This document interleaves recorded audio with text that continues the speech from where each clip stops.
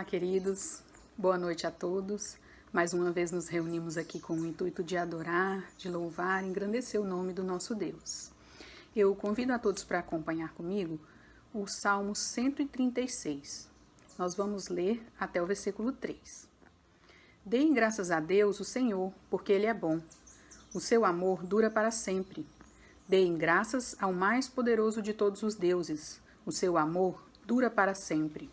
Deem graças ao mais poderoso de todos os senhores. O seu amor dura para sempre. Vamos orar? Pai querido, obrigado por teu amor, Senhor. Obrigado porque o teu amor dura para sempre. O Senhor nos amou primeiro e assim somos capazes de amar também, Pai. Em nome de Jesus, nós te agradecemos pela tua presença em nossas vidas. Receba o nosso culto de louvor e adoração a ti, Pai. Nós nos colocamos na tua presença com os corações abertos para te ouvir, Senhor. Que a tua palavra venha preencher as nossas vidas, edificando e tornando-nos mais parecidos com Cristo. Em nome de Jesus. Amém, Senhor. Olá. Nossa música de hoje ela vai ter uma cor especial porque ela vai marcar uma retomada do grupo de louvor. Então nós procuramos cuidar a questão de distanciamento, uso de máscara, uso de álcool gel também, e para poder, como grupo, proporcionar essa experiência de louvor e assim direcionar a igreja para um momento mais profundo com Deus. Te convido então a cantar com a gente a música do Pai Nosso, que é uma música símbolo não só da nossa igreja, mas de todos os cristãos. Então, canta com a gente.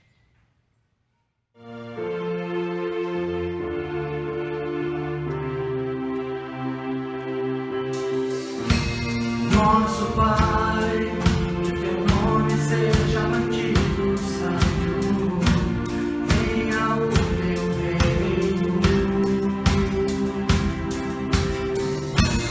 Dá-nos hoje o alimento necessário para viver, pão de cada dia.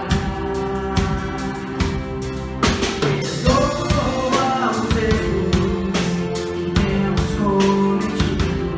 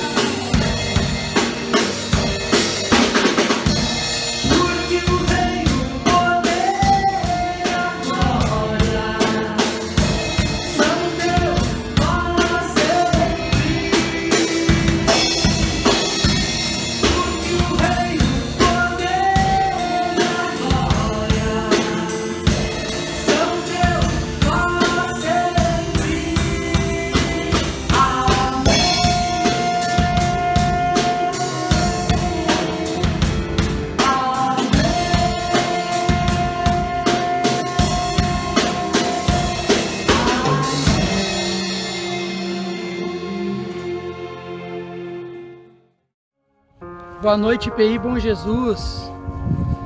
Neste mês, Deus abençoou e nós conseguimos 45 cestas básicas com a ajuda de todos. Então nós tivemos o privilégio de distribuir 20 das cestas básicas para a Escola Albertina, que fica ali na Vargem Grande. A Karina vai falar um pouquinho sobre isso. Oi pessoal, eu vim agradecer aqueles que de alguma forma ajudaram para as doações das cestas.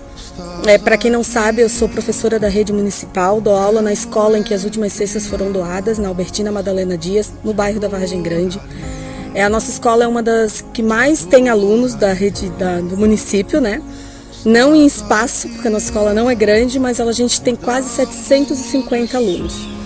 A metade da nossa escola é da comunidade do Papaquaras, uma comunidade bem carente, que precisa muito de ajuda. Não só na pandemia, né? Os nossos alunos, não todos, mas mais da metade dos alunos, eles se alimentam só na escola. Eles comem, chegam, tomam café da manhã na escola. Muitos não almoçariam na escola, porque na rede pública a gente não dá almoço, só para aqueles que ficam integral na escola. Muitos alunos acabam ficando integral para poder ganhar o almoço.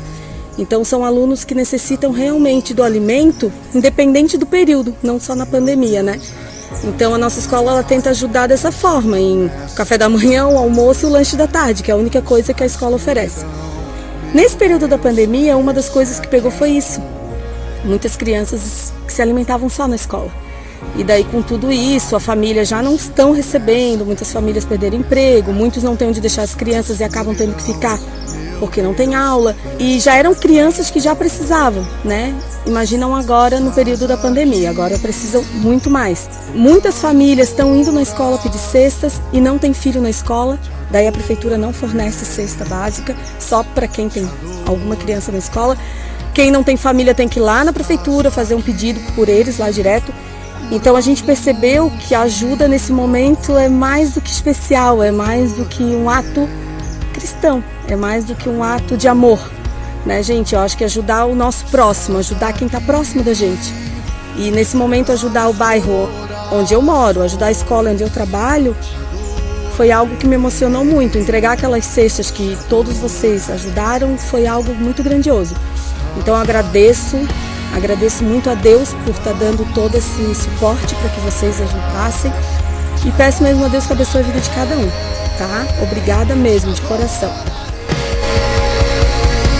Meu Deus é Deus de milagre, Deus de promessa, caminho no deserto, luz na escuridão. Meu Deus, Pessoal, continua contribuindo para que o mês que vem a gente consiga alcançar essa meta de novo. A igreja não para e as famílias continuam precisando da nossa ajuda. Sobre a horta comunitária, pessoal, nós já estamos começando a colher as hortaliças e estamos distribuindo na comunidade. Se você quiser experimentar as nossas hortaliças, venha pegar. Mas não esquece a máscara e o distanciamento social. A igreja tem as portas abertas para você. esse é quem tu és. Deus de milagre, Deus de promessa, caminho no deserto, luz na escuridão. Meu Deus, esse é quem tu és. Esse é quem tu és. Esse é quem tu és. Esse é quem tu és. E vamos ficar agora com a nossa última mensagem da série de setembro. 4 anos, 4 pilares. Que Deus continue nos inspirando para que a gente possa ajudar os outros, construindo uma cidade melhor através do Evangelho.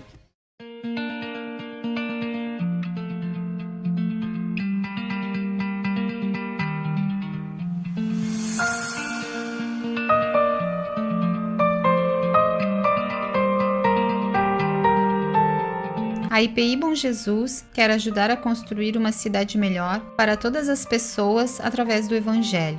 Estamos completando 4 anos. E apesar dos novos desafios que a pandemia nos trouxe, queremos continuar trabalhando pelo nosso objetivo. Trabalhamos com 4 pilares. Em Cristo, cremos que a graça de Deus transforma tudo. Em Cristo, construímos a esperança para um mundo melhor. Em Cristo, buscamos a amizade transformadora com Deus. Em Cristo, amamos as pessoas e a cidade. Série de mensagens de setembro. 4 anos, 4 pilares. Queremos convidar você a nos conhecer melhor e a fazer parte desse projeto.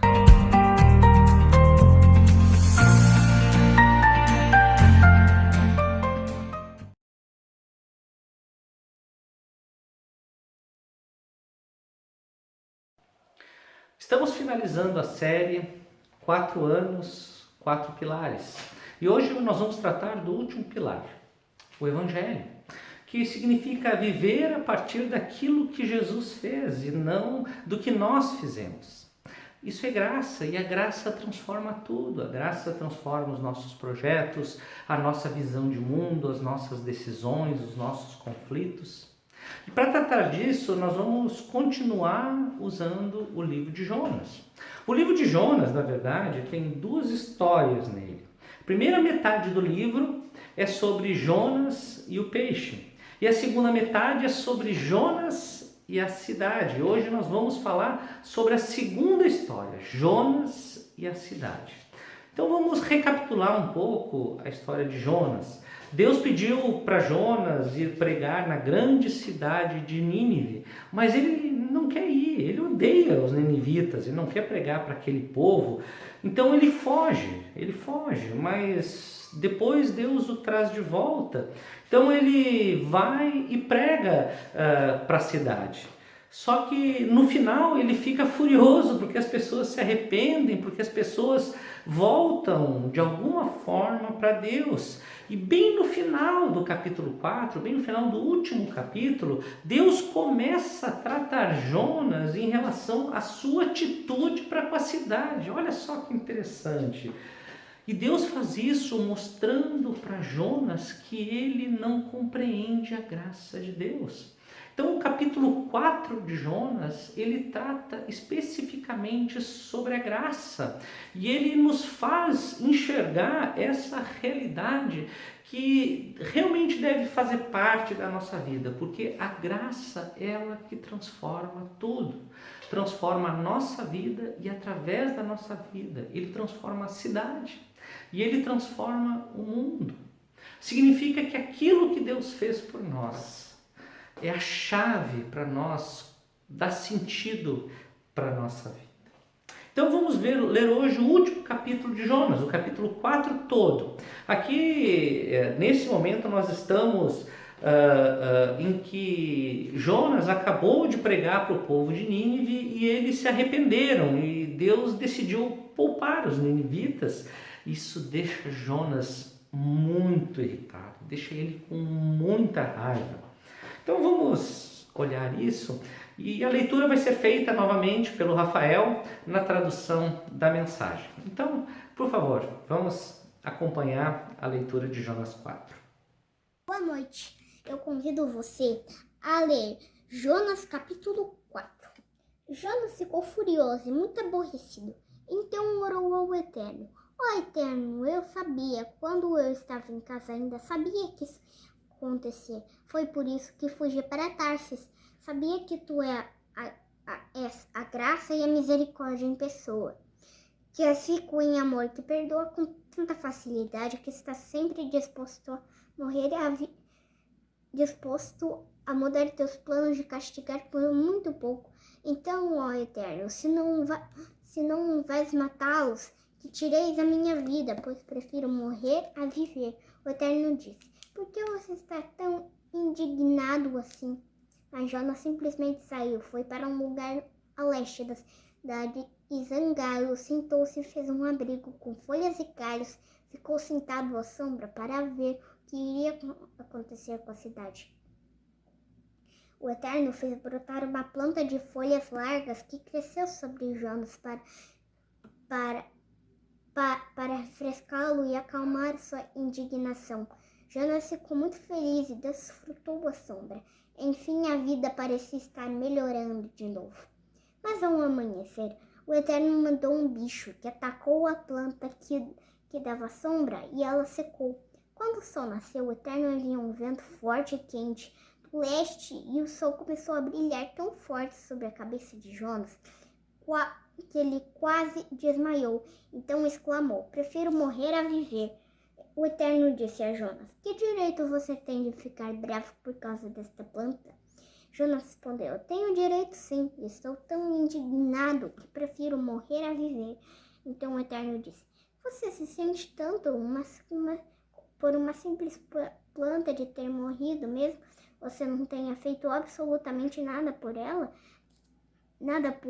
Você nem ao menos plantou ou regou para crescer? Ela surgiu da noite para o dia. Por que então não deveria eu sentir pena de Nínive, essa grande cidade com mais de 120 mil pessoas que não conseguem nem diferenciar o certo do errado? Isso para não falar de todos aqueles animais? Tchau! Espero que vocês tenham gostado muito dessa história. Que Deus abençoe todos vocês.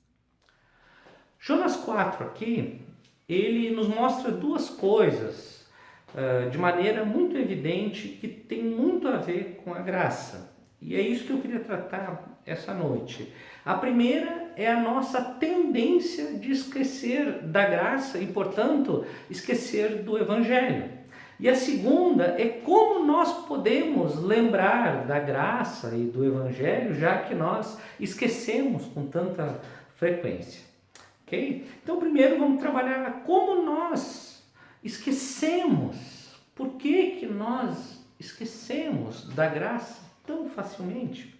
No início do livro de Jonas, nós vemos Jonas tinha fugido de Deus e pediu para ele pregar, porque Deus pediu para ele pregar na cidade de Nínive. E a razão pela qual ele fugiu é porque ele realmente não compreendia a graça de Deus.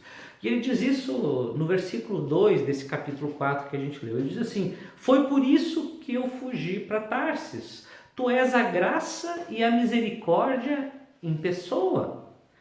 Os ninivitas, gente, eram um povo violento, era um povo mau. E Jonas disse para Deus: como você pode ter misericórdia de um povo assim? Então Jonas, ele realmente não compreendia a graça de Deus. Ele fugiu e veio para aquela grande tempestade onde Jonas estava, nesse navio que ele estava fugindo, e os marinheiros acabaram jogando Jonas na água. Mas só que ele foi salvo por um peixe, e no ventre do grande peixe ele começou a perceber algo. Preste atenção. Ele também precisava da graça de Deus. Ele também não conseguia viver sem a graça de Deus. Ele percebeu isso no ventre do peixe. Então Deus deu a Jonas a ordem novamente: vá a Nínive e pregue. E dessa vez ele foi. Só que quando chegou em Nínive, o que aconteceu? Jonas teve uma recaída. No ventre do peixe, ele percebeu que ele precisava da graça de Deus e só podia sobreviver a partir da graça de Deus. Mas quando ele chega em Nínive e observa aquelas pessoas, observa a maldade, observa quem elas eram, ele tem um choque e ele recai. Ele esquece da graça. A graça já não é mais a companheira dele. A graça já não está no seu coração. Perceba o que está acontecendo aqui, gente. Jonas é um pregador e é um verdadeiro profeta. Jonas é um homem de Deus. E se Jonas pode esquecer da graça, então nós também podemos. Perceba que nós não somos tão diferentes assim de Jonas. E o Novo Testamento, ele fala sobre isso. Em 2 Pedro 1,9, Pedro, ele diz que aqueles que não estão crescendo, não estão crescendo em amor, em piedade, em domínio próprio e outras coisas mais, é porque eles esqueceram que foram purificados de seus antigos pecados. Isso é uma declaração muito forte. Será que a mente dessas pessoas que Pedro está falando esqueceu que Jesus morreu por elas? Mas não é isso que Pedro está falando aqui.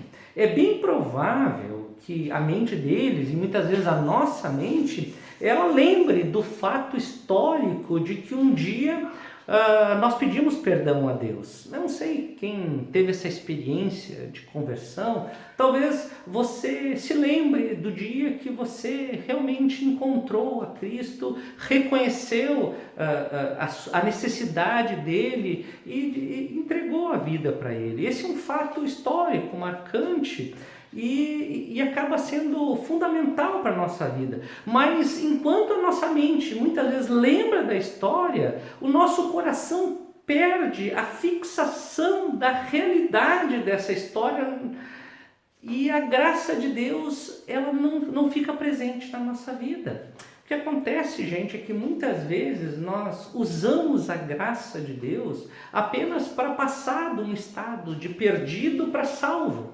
Nós usamos a graça só nesse processo inicial de salvação e depois nós achamos que devemos viver pela lei, devemos viver a partir da obediência de algumas regras. Mas isso não é o que as Escrituras nos ensinam. Elas nos ensinam que a graça ela não é só um meio para você ser salvo, mas ela é realmente um estilo de vida. Você tem que se apropriar dela, que vai te direcionar a tua vida de maneira completa. E muitas vezes nós esquecemos disso.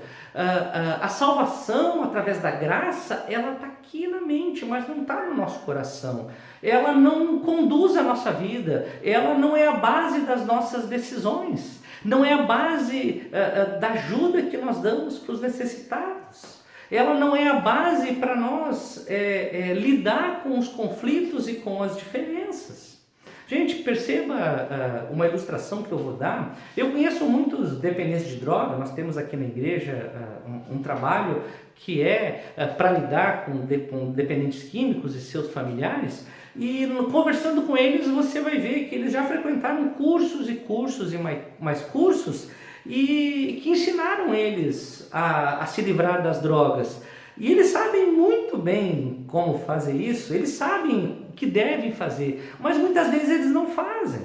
Então, às vezes, muitos deles vão te ensinar a como sair das drogas, ou como você não usar drogas, ou como você se prevenir das drogas no mesmo instante em que eles estão usando. Não é assim que funciona?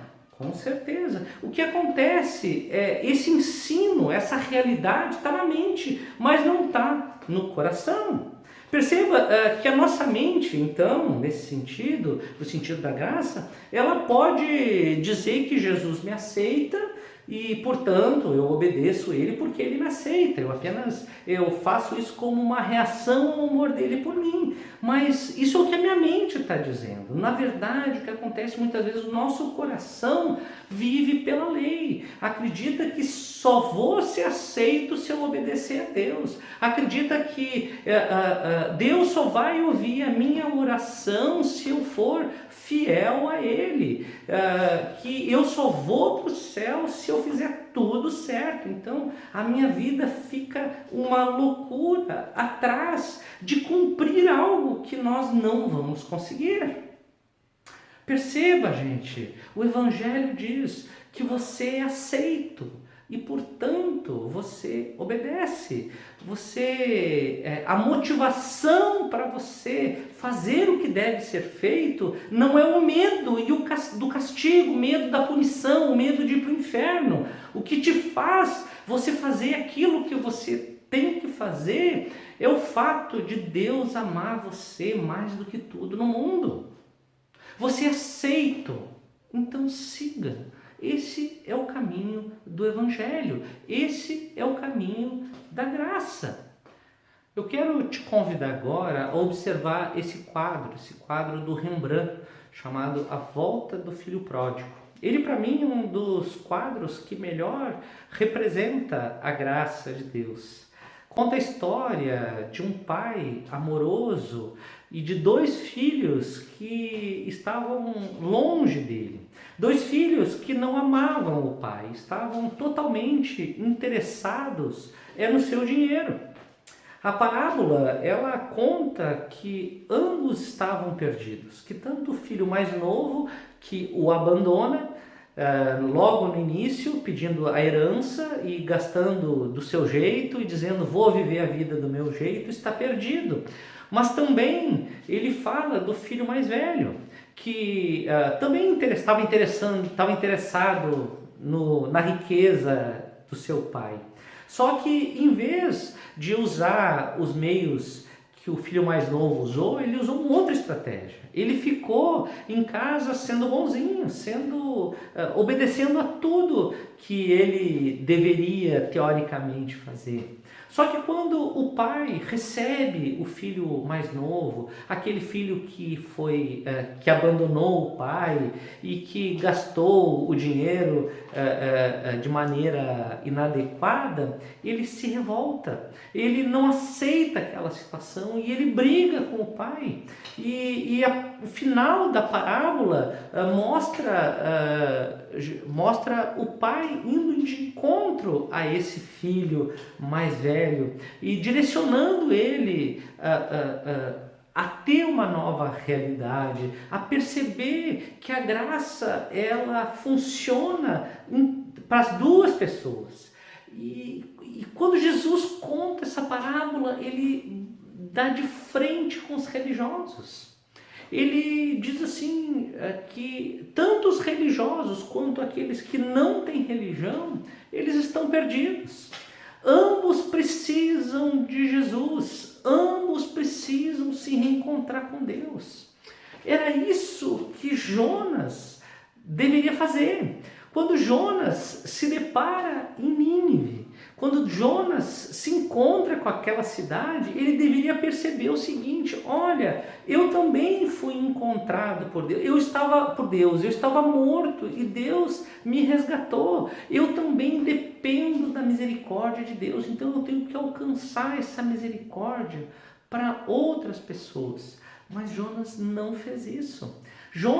A história de Jonas, inclusive, é muito parecido com a história do filho pródigo. Nos 2 primeiros capítulos, nós vemos Jonas fugindo, ele parece o filho mais novo. Mas depois que ele se reconcilia com Deus e ele é obediente ao chamado de Deus, ele também se revolta, ele também briga com Deus, assim como o filho mais velho. Então parece que na segunda parte da história de Jonas é igual ao filho mais velho do filho pródigo. Perceba, da parábola do filho pródigo, perceba como isso é interessante e como isso canaliza para a graça e como as duas histórias nos levam para uma realidade. Todos nós devemos viver a partir daquilo que Deus faz e não daquilo que nós fazemos. Nós não construímos a nossa história porque nós estamos afastados de Deus. O pecado habita em nós. O ser humano se afastou de Deus em um momento da história e não voltou. Então Deus traçou um plano de redenção, um plano de salvação, um plano de resgate dessa humanidade perdida. E esse plano ele culmina em Jesus, com a obra de Jesus, com o fato de Jesus ter morrido por nós e ter ressuscitado no 3º dia, trazendo à luz toda a vida, toda a realidade que foi planejada por Deus e que diz que era bom. Isso é o Evangelho, isso é a graça. E quanto a nós temos que perceber que não existe diferença entre as pessoas para a necessidade da graça. Olha Romanos 3, diz assim: não há justo nenhum sequer, não há quem entenda, não há quem busque a Deus, pois todos pecaram e carecem da glória de Deus, sendo justificados gratuitamente por sua graça, que está em Cristo Jesus. Poxa, por que é tão difícil nós fazer com que isso fique no nosso coração? Porque é tão fácil nós nos esquecer disso. Jonas esqueceu. Nós também esquecemos. Então, como nós podemos lembrar? Como nós podemos lembrar da graça de Deus? Vamos para o nosso segundo ponto. Como nós podemos lembrar da graça de Deus? Esse capítulo de Jonas, continuando, ele nos dá uma dica de como nós podemos lembrar. E eu vou dizer de maneira bem objetiva. Conecte toda a decepção que você tiver com Cristo e a graça de Cristo. Veja o que acontece a partir do versículo 5. Jonas, ele no versículo anterior, ele ouve a pergunta: é razoável a tua ira? Realmente está certo você ficar irado desse jeito porque a cidade foi salva? Ele fala como o pai da parábola do filho pródigo fala com o filho mais velho. E então o que Jonas faz? Ele se afasta, ele vira as costas e vai a leste da cidade, vai longe, ainda na esperança que a cidade vai ser destruída, que eles não vão continuar no caminho que eles estão, e Deus vai realmente efetivar um plano de destruição da cidade. E ele fica lá esperando, e naquela situação nasce uma planta, e uma planta protege Jonas. Ela chega do nada, ela cobre Jonas, e Jonas se alegra com ela. Só que Jonas fica muito conectado com a planta, ele ama a planta, e aí a planta morre. E o que acontece? Jonas fica mais irritado ainda. Jonas diz: é melhor para mim viver do que morrer. É melhor para mim morrer do que viver.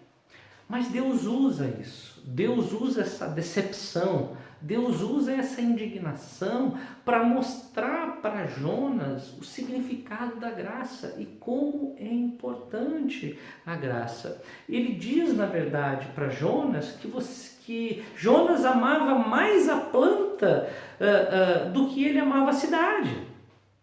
Deus diz para Jonas que ele amava mais a planta do que amava ao próprio Deus.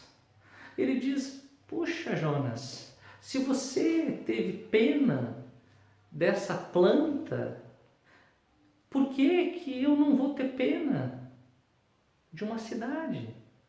Por que eu não vou ter misericórdia por todas as pessoas? Então, gente, o que isso nos diz de maneira prática? Como nós podemos reagir a situações de decepção e fazer com que essa graça entre no nosso coração? É simples, gente. É claro, nós podemos lamentar, orar e chorar, mas a gente sempre tem que lembrar que, de fato, o que nos atrapalha a relação com Deus é que nós amamos mais outras coisas do que Deus. Deus não é o centro da nossa vida. Nós não amamos a Deus. Assim como Jonas amava mais a planta do que a cidade, amava mais a planta do que Deus, muitas vezes é isso que acontece conosco. As grandes frustrações, as grandes raivas que nós passamos, basicamente é porque nós amamos mais outras coisas e não amamos a Deus. Existe um filme antigo chamado Carruagens de Fogo. É sobre um homem que está tentando ganhar uma medalha de ouro numa Olimpíada. No início do século XX, acho que numa corrida de 100 metros, se não me engano. Então tem um momento do filme que a namorada dele pergunta: por que você está se esforçando tanto? Então ele responde o seguinte: quando aquela arma disparar, eu tenho 10 segundos para justificar a minha existência. Você entende o que ele quis dizer? Aquela medalha de ouro era para justificar a existência, é para ele se sentir bem a respeito de si mesmo. Algo ruim aconteceu a esse cara aí espiritualmente. Ele ganhou uma medalha de ouro no filme. E se ele não tivesse ganho? E se ele tivesse perdido? Ele ia se frustrar? A existência dele não ia ter sentido? Percebam que, de alguma forma, está mostrando que a nossa vida ela é frágil. Se for depender de algumas vitórias, elas são frágeis, elas vão nos escapar e nós vamos entrar em decepção. Mas o livro de Jonas está nos ensinando, conecte essa decepção à graça de Deus. Conecte essa decepção a Cristo, aquilo que ele fez. Porque afinal, gente, Jonas aponta para Cristo. Jonas é o falso Cristo. Jonas é tudo aquilo que não foi possível ser feito e que Cristo fez. Jesus é o verdadeiro Jonas. Ele diz em Mateus 12 que ele é maior do que Jonas. Então, gente, eu vou encerrar essa história contando uma ilustração que o professor Tim Keller, o pastor Tim Keller, ele contou quando ele veio no Brasil. Ele contou uma ilustração mais ou menos assim. Ele disse que um pássaro, ele estava preparando um ninho numa árvore de um bosque, provavelmente um bosque de eucalipto, que ia ser derrubado. Mas o técnico que ia cortar a árvore olhou para cima, observou o pássaro, então ele não queria que o pássaro morresse, então ele começou a bater na árvore para que o pássaro fugisse dali. E o que o pássaro fez? Ele foi para uma outra árvore. Daí ele continuou batendo e ele foi para outra árvore e outra árvore sucessivamente. Até que uma hora o pássaro saiu da árvore e foi para uma rocha, foi no morro onde tinha uma rocha e ali ele começou a fazer um ninho. Quando o técnico viu que o pássaro estava seguro e estava ali na rocha, então ele voltou para o seu trabalho. Gente, o que isso pode significar, pode simbolizar para nós? Tudo que você valoriza nesse mundo é como um bosque de eucalipto, um dia ele vai cair. O seu sucesso, a sua profissão, a sua aparência, as pessoas que você ama se mudam de cidade, as pessoas que você ama às vezes morrem. Gente, todo bosque, toda árvore desse bosque, ela vai cair um dia. Mas quando as decepções acontecerem, quando essas árvores onde você deposita, onde você faz ninho, ela cai, não vai simplesmente para outra árvore, vai para a rocha. A rocha é Jesus. Ali você vai ter segurança, ali ninguém vai te derrubar. Esse é o convite de Jesus para mim e para você. Então, gente, olhe para Jonas e enxergue a Jesus. Não olhe para Jonas e simplesmente queira apontar o dedo para ele e dizer: Jonas é ruim, Jonas ele desobedeceu a Deus e eu não posso ser assim, Jonas é arrogante, eu não posso ser assim, Jonas se sentir superior às pessoas e eu não posso ser assim. Gente, não faça isso. Quando você olhar para Jonas, olhe para Jesus.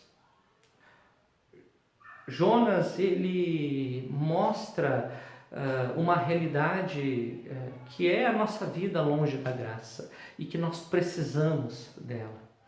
E quando em Mateus diz que Jesus mesmo disse que ele é maior do que Jonas e o tempo que Jonas passou no ventre do peixe simbolizava o tempo que Jesus ia passar morto e ressuscitar, ele está dizendo o seguinte: essa realidade de Jonas pode ser transformada e ela pode ser guiada para aquilo que realmente Deus planeja e projeta para nós, que é um novo mundo, que é os novos céus e nova terra que brotaram com a ressurreição de Jesus.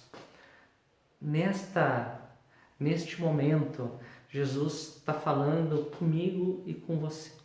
Ele está dizendo o seguinte: diante de toda a maldade que os homens fizeram, a resposta de Jesus foi: Pai, perdoa-lhes, eles não sabem o que fazem.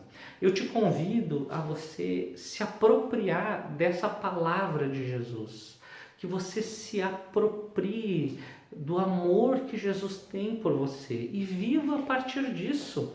Acredite nisso, isso é verdade. Eu acredito na vida de Jesus, eu acredito realmente de todo o teu coração que o Deus Criador de todas as coisas se revelou como Jesus Cristo e quer ter um relacionamento de intimidade conosco, e que eu não preciso mais viver a partir das minhas performances, a partir das minhas conquistas, mas eu posso viver a partir da conquista de Jesus.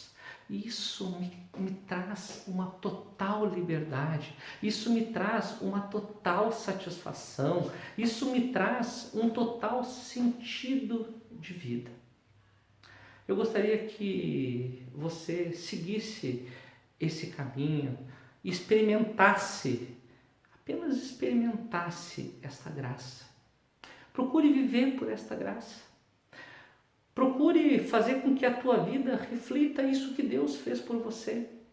Ele não está cobrando de você, Ele está querendo que você seja liberto do mal que está à sua volta.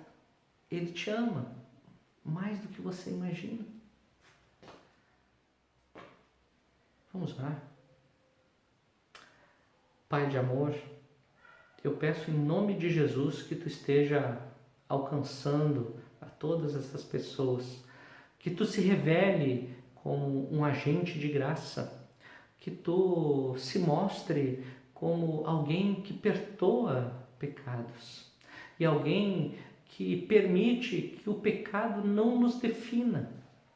Obrigado porque Tu nos ama desde a criação do mundo e intenta o melhor para cada um de nós. Eu peço em nome de Jesus que Tu abençoe agora a todas as pessoas que estão me ouvindo, que elas possam abrir o seu coração para essa realidade da graça, que elas experimentem esse poder transformador, um poder de amor, um poder que faz com que a vida delas saiam de si mesmos e vão em direção a Ti. E quando vão em direção a Ti, vão em direção ao mundo inteiro. E é esse mundo, Senhor, que eu creio que será transformado quando todos confessarem que Tu és o Senhor. Ó Deus, Tu é perdão e graça, e nós vivemos a partir disso. Em nome de Jesus. Amém.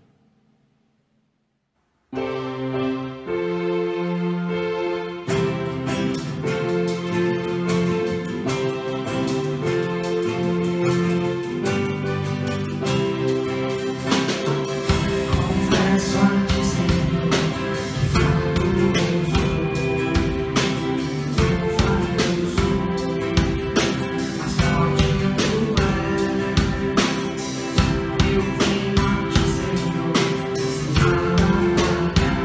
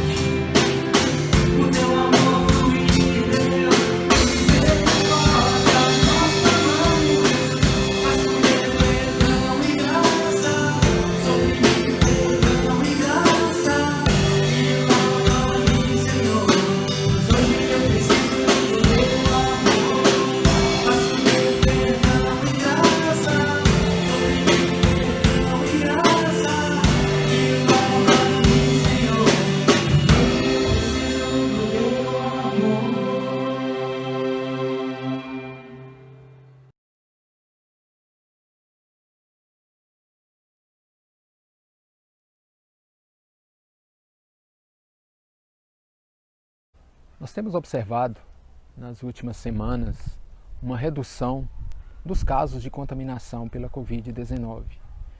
Mas esse é o momento em que a gente deve manter as nossas cautelas individuais, manter o distanciamento social, fazer uso da máscara, o uso do álcool em gel. Com essas cautelas, com o nosso agir individual, só assim nós vamos conseguir passar por esse momento e que esses números tenderão a continuar caindo, continuar a descendo o número de contaminados. Mas depende de cada um de nós tomarmos essa consciência para fazermos a nossa parte. Então esse momento agora não é o momento de relaxar, não é o momento de baixar a guarda, mas sim de mantermos as nossas cautelas individuais.